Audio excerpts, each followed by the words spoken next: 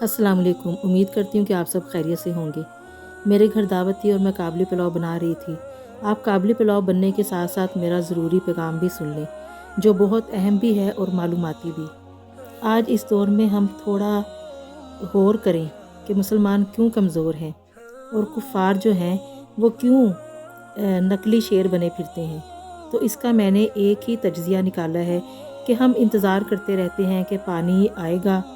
کہ ہم پانی آنے کا انتظار کرتے ہیں کہ پانی آئے گا تو ہم اپنی شلوار کے پانچے اوپر کریں گے، لیکن کافر ہر وقت ایکٹیو رہتے ہیں اور وہ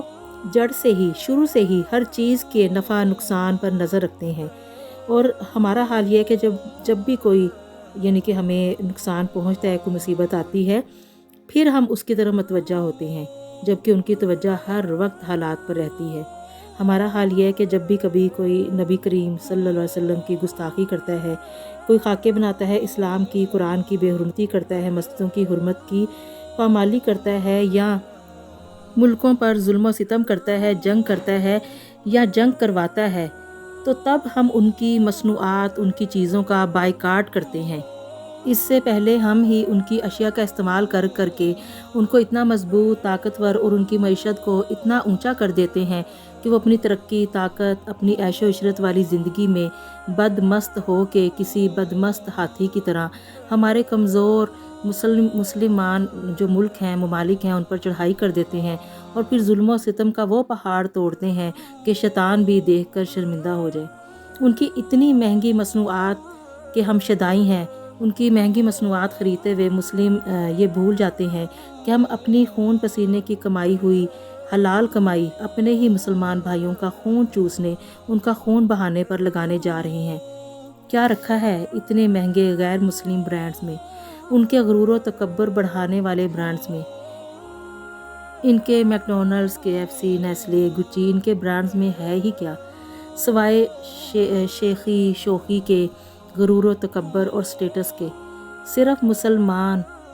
سب مسلمانوں کے لیے اس میں میٹھا زہر ہے، اور وہ ہولے ہولے یہ زہر ہمیں پلا بھی رہے ہیں اور ہمارے کمزور مسلمانوں پر چھڑک بھی رہے ہیں۔ ہم نے ایسے اللہ کے نیک بندے بھی دیکھے ہیں جنہوں نے ساری زندگی کبھی ڈبل روٹی تک نہیں کھائی، نہ ہی کبھی بازاری کھانے کھائے، صرف اس وجہ سے کہ ہم ان کے تقویٰ میں کوئی کمی نہ ہو جائے۔ پتہ نہیں، وہ یہی سوچتے تھے کہ پتہ نہیں پاکی یا ناپاکی کا انہوں نے خیال رکھا بھی ہوگا یا نہیں،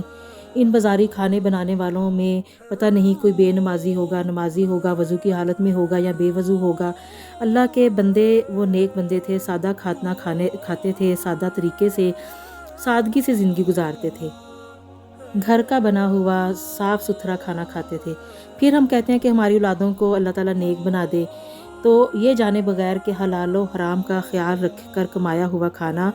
حلال ہے یا حرام، پھر کیسے کام آئے گا، کیسے ہماری دعائیں قبول ہوں گی، کیسے اولاد نیک ہوگی، کیسے اخلاق جو ہیں وہ بگڑنے کے بجائے سنوریں گے۔ اور دوسری اہم بات یہ ہے کہ ہم ان اشیاء کا بائیکاٹ کریں،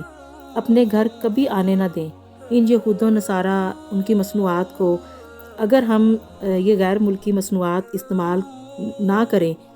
تو کیا ہماری زندگی ایک ہی نقطے پہ آ کے رک جائے گی؟ اگر غیر ملکی مصنوعات استعمال کرنے کا اتنا ہی شوق ہے تو اپنے مسلم ممالک کی مصنوعات خریدیں، انہیں ترقی دیں، اپنے ملک کی اور ہر مسلم ممالک کی معیشت کو اتنا مضبوط کر دیں کہ مضبوط، پاورفل وہ بن کے پوری دنیا میں چھا جائیں۔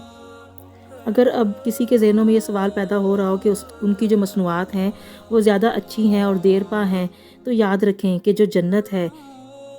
جنت کو حاصل کرنے کے لیے تھوڑی قربانی دے دیں۔ جنت سے زیادہ اچھی اور دیر پا تو کوئی چیز نہیں ہوتی۔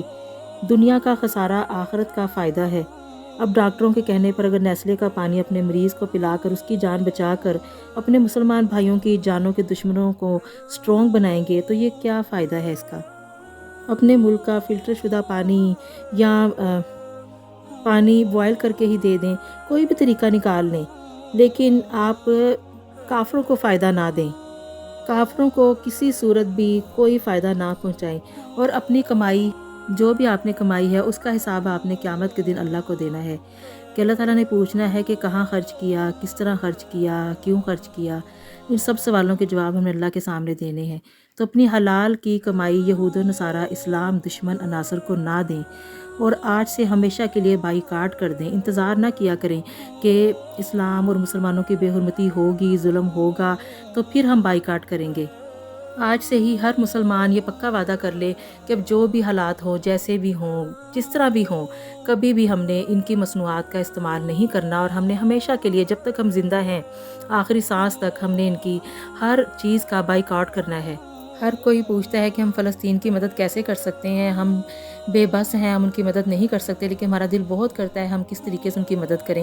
تو بس فلسطین کیا، تمام عالم اسلام، پوری دنیا، ہم اسلام کی ہم اس طرح مدد کر سکتے ہیں، مسلمانوں کی مدد اس طرح کر سکتے ہیں کہ ہم کافروں کی مصنوعات کا مکمل بائیکاٹ کریں۔ حالات چاہے سازگار ہوں، چاہے ناسازگار ہوں، جیسے بھی ہوں، ہر حالت میں ہم ان کی چیزوں کو کبھی بھی نہ خریدیں۔ ہمیشہ اپنے ملک کو اور ہمیشہ اپنے اسلامی ممالک کو ان کی چیزوں کو ہم ترجیح دیں، چاہے ہلکی چیز ہو لیکن ہماری اپنی ہوگی، ہم اپنی چیز لیں گے۔ اتنا تعاون اور اتنی ہمدردی اور اتنا ساتھ تو ہم دے ہی سکتے ہیں اپنے اسلام کا، مسلمانوں کا، اپنے مسلمان بہن بھائیوں کا، تو اتنا تو ہم اتنا تو ہم احساس کر ہی سکتے ہیں۔ یہ تو ہمارے اپنے اختیار میں ہے، باقی ہمارے اپنے اختیار میں نہیں ہے ان کے پاس جانا، ان تک پہنچنا، ان کی جا کے وہاں پر مدد کرنا، یہ بھلے ہمارے اختیار میں نہ ہو، لیکن اتنا تو ہمارے اختیار میں ہے، اتنا تو ہم کر سکتے ہیں کہ ہم ان چیزوں کا مکمل بائیکاٹ کر دیں اور ہمیشہ کے لیے کر دیں۔